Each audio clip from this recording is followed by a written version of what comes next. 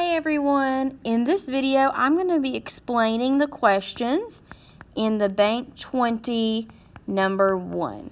And so hopefully you've already taken the Bank20 test, and if so, then you can go back and see which questions you missed, and you can fast forward this video to get just to those questions so you don't waste time. Please go, if you've not already taken the Bank20, please go watch that. You're not getting graded based on how many you get right, so it's only hurting you if you look at the answers beforehand.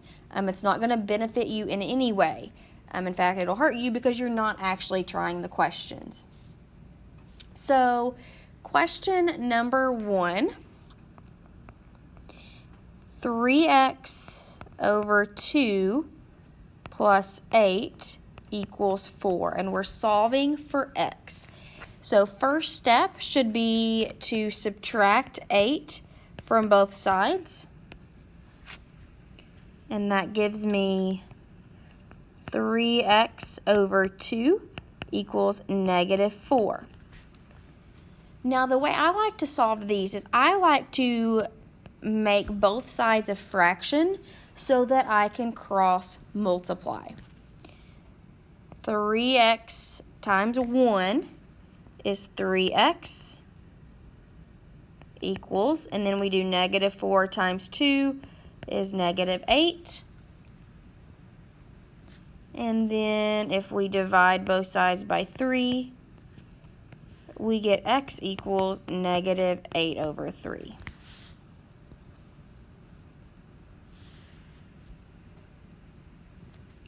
Question number 2. A square has an area of 64, and we want to know how long each side of the square is. Now the area is length times width, and each side is the same length. So what number can I multiply by itself to get 64?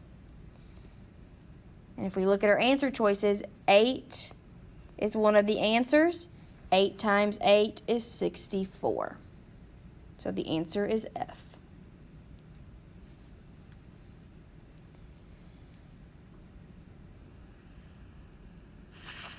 All right, question 3. We're looking at Jack's clothing. And anytime you see these types of questions, this is called the multiplication rule. So Jack, really the colors don't match. The colors don't matter, I'm sorry. Jack has 3 shirts. He has 3 pairs of pants.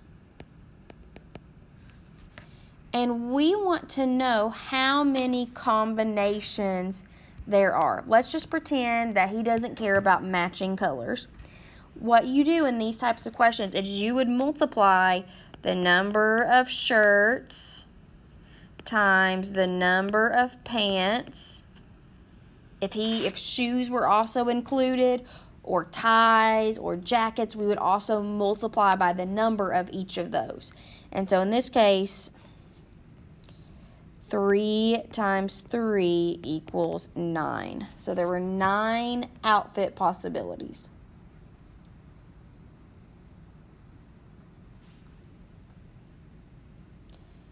All right, number 4, difference of squares. X cubed plus 8, x cubed minus 8. So whenever we see two expressions like these, x cubed plus 8, x cubed minus 8, if the only difference is one's a plus and one's a minus, that would be a difference of squares. And this usually, this would be your answer, and you would be working backwards. But the easiest way to solve this would be to FOIL.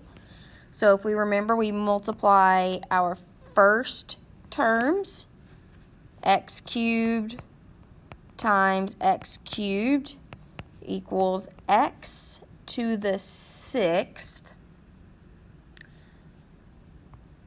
x cubed times negative 8 is negative 8x cubed. 8 times x cubed is 8x cubed. And 8 times negative 8 is negative 64. And then we have to put all of those together. X to the 6th, those would cancel. And so we have x to the 6th minus 64.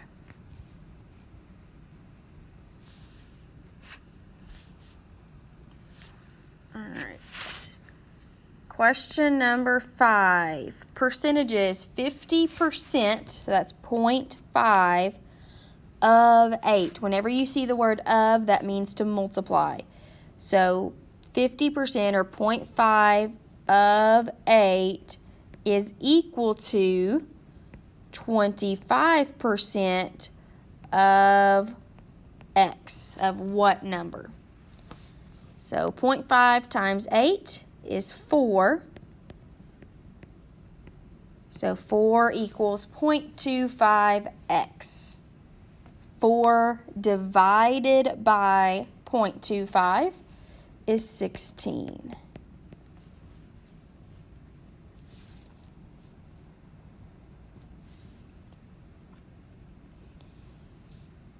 All right, question number 6. Is that right? Yes. Question number 6. We're given 2 points, 0, 3, and negative 6, 9. And we want to know the midpoint. So the midpoint is an average. So we're going to average the x's, average the y's. 0 minus 6 over 2, and 3 plus 9 over 2.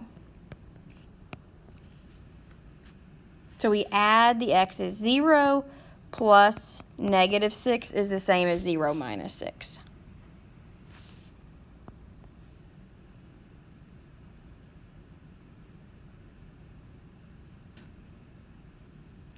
So negative 6 divided by 2 is negative 3, and 12 divided by 2 is 6. So negative 3, 6.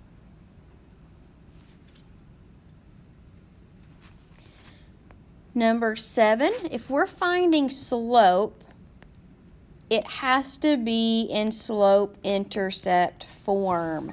So our goal first is to get y by itself. So I'm going to add 8x to both sides.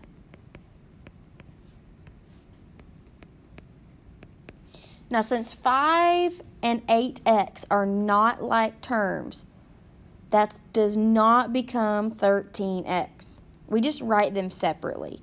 And we like to write the x first.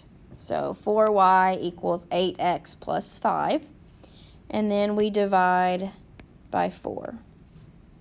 And we divide everything by 4.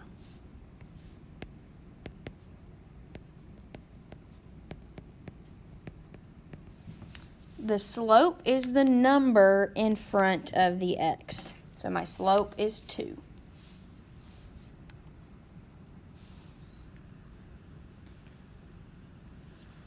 All right, number 8. This is a question that I would just guess and check. I would plug in your answer choices to see, but I'm going to show you the mathematical way. So anytime you have absolute value, what you want to do is you want to take what's inside of the absolute value, and we're going to set that equal to both positive 32 and negative 32.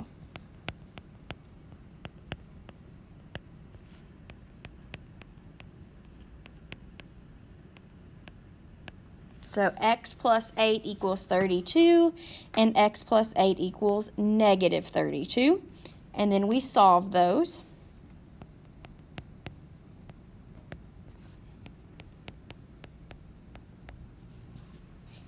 And 20, not 26, that should be 24, sorry. 24. So 24 and negative 40 is F. All right, number 9. So circumference of a circle is pi times diameter. So we want to know the ratio of the diameter to the circumference. And so diameter is just diameter. Circumference is pi times diameter. And so these cancel, leaving me with 1 over pi. This was a little more complicated one. Sometimes you'll just have questions that ask, what is the circumference, what is the diameter, or what is the area? But 1 over pi. All right, number 10. This is just plugging in values. MP, so 4 times 9 minus MN, 4 times negative 5. You can completely type that in your calculator, and we get 56.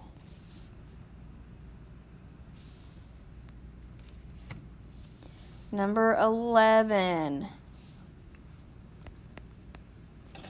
The average or the mean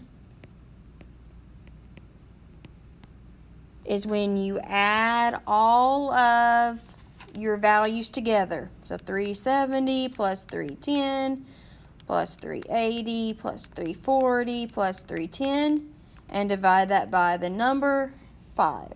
So 1710 divided by 342. Whoops, I had that backwards. Oops. 1710 divided by 5 is 342. So the answer is 342H. All right, number 12. Pythagorean Theorem is a squared plus b squared equals c squared, where c is your hypotenuse, your longest side. So we know a and b are 18 and 24. So 18 squared plus 24 squared is 900. And then to find c, I have to take the square root. So the square root of 900 is 30. So the hypotenuse is 30, which is answer choice B. All right, 13, getting into geometry.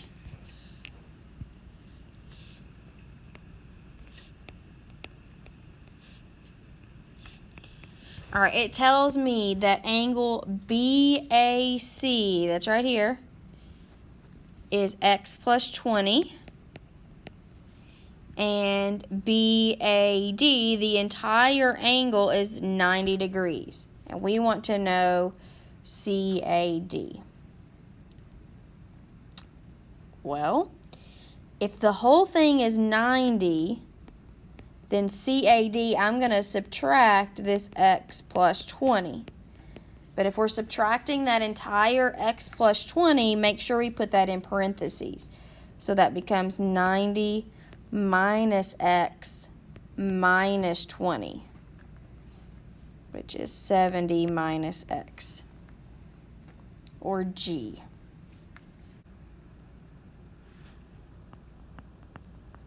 Question number 14, multiplying binomials. This one is very similar to the one where we had difference of squares. So we're going to double distribute, or you may refer to this as FOIL method. We're going to distribute the 2x, so 2x times x is 2x squared. 2x times negative 7 is negative 14x. 3 times x is 3x. And 3 times 7 is negative 21. And then we can combine like terms. 2x squared minus 11x minus 21.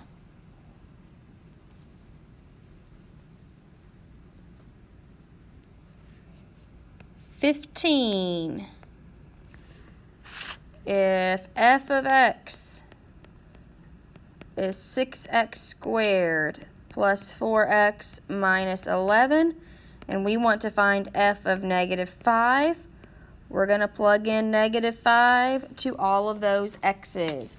Make sure that you put the negative 5 in parentheses. And we get 119.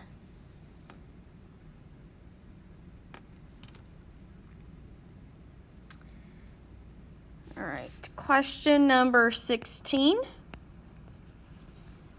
We want to know that the probability that the person has either type A or AB. So type A has 67, AB has 6. And so together, that would be 73 out of the entire 150.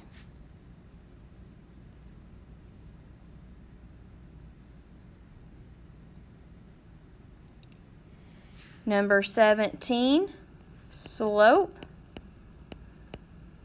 That formula is y2 minus y1 over x2 minus x1. We subtract the y's on top, subtract the x's on bottom. So 5 minus 4 over negative 4 minus 6. That would be 1 over negative 10, so negative 1/10.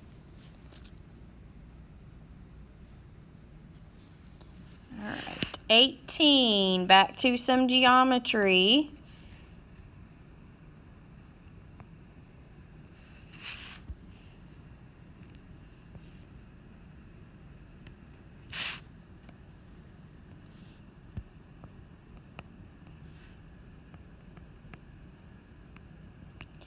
All right, so we want to know this angle right here. So one thing in geometry we learn about is vertical angles, and vertical angles are congruent. And then we know that in a triangle, all angles measure 180. So if we take 180 minus 35 minus 45, we get 100. So angle A, BAC, is 100 degrees.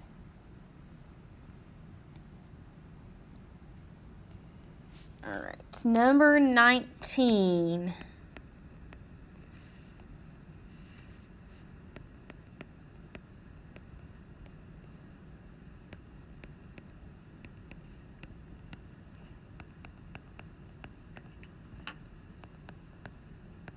We need to distribute this 1/2 y squared.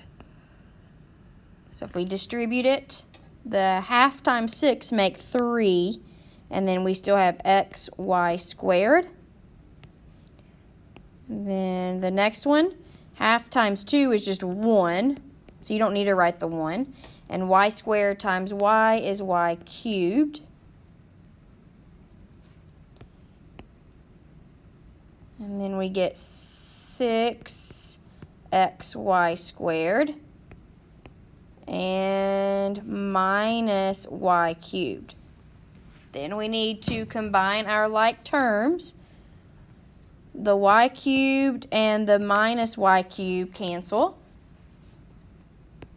And 3xy squared plus 6xy squared is 9xy squared. And last question number 20.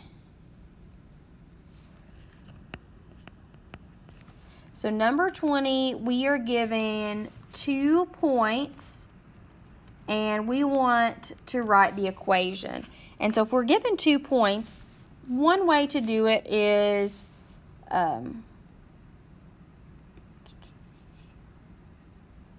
we could do point slope form. You have a few options. I'll show you point slope form. So first off, we need to find the slope. And so slope, we subtract y's on top, 3 minus 1, and then x is on bottom, negative 2 minus 0. So 2 over negative 2 is negative 1. However, if you find the slope, look through your answer choices, and only one of them actually had a slope of negative 1, which is j. So you wouldn't even need to do anything else past this.